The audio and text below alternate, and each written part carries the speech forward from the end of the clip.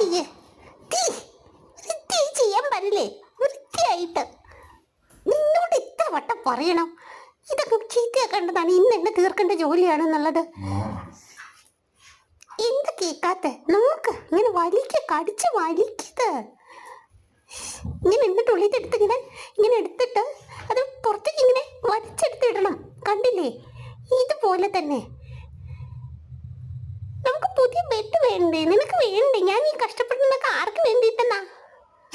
നിനക്കും കൂടി വേണ്ടിയിട്ടല്ലേ ഞാൻ ഈ ചെയ്യുന്നത്.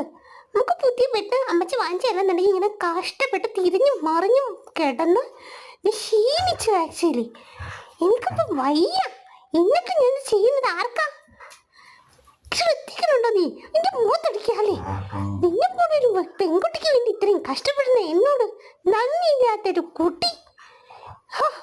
എനിക്കെന്നാ കിട്ടിയില്ല ഇങ്ങനെ ഒരു അനീതി പെണ്ണിനെ. ദൈവമേ, വാ വന്ന് സഹായിക്കേ.